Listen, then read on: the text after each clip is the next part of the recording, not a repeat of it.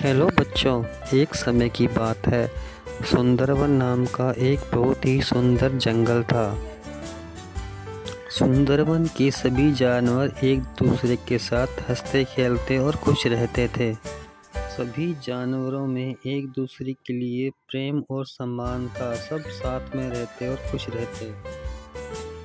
लेकिन उसी जंगल में बक-बक नाम का एक तोता भी रहता था।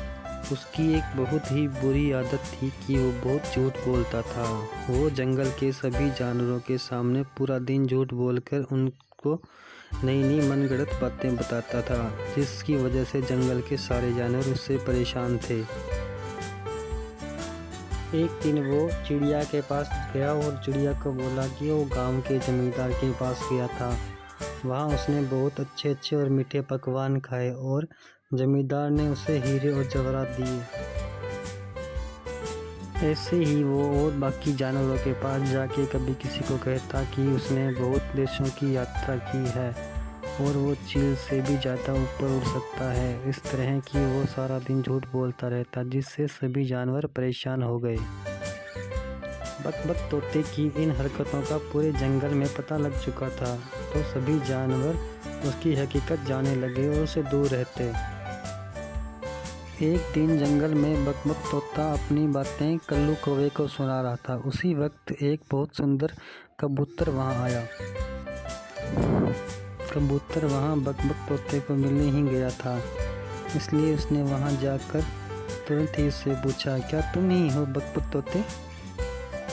यह सुनकर बक-बक तोते ने कौवे को कहा, देखा, मैंने तुमसे कहा था ना, मुझे सब जानते हैं। बहुत दूर दूर दूर से लोग मुझसे मिलने आते हैं।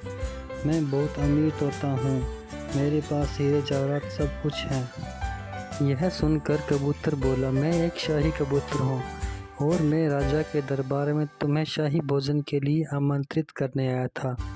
लेकिन तुम तो पहले से ही बहुत अच्छी तरह से खा रहे हो, अच्छी तरह से रह रहे हो, यानी कि तुम्हें इन सब की कोई ज़रूरत नहीं है। अच्छा ठीक है, तो फिर मैं चलता हूँ। यह सुनकर तोते को पछतावा हुआ और उसने कहा, नहीं नहीं, मैं ये सब बस अपनी बड़ाई के लिए कह रहा था। लेकिन फिर भी कबूतर ने उसकी एक नहीं सुनी और वहाँ से चला गया।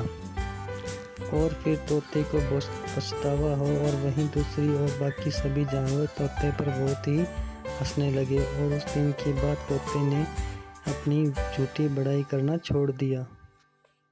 बच्चों, इस कहानी से हमें ये शिक्षा मिलती है कि हमें अपनी झूठी बड़ाई नहीं करनी चाहिए। हम जो भी हैं, जैसे भी हैं, हमें वैसा ही रहना चाहिए।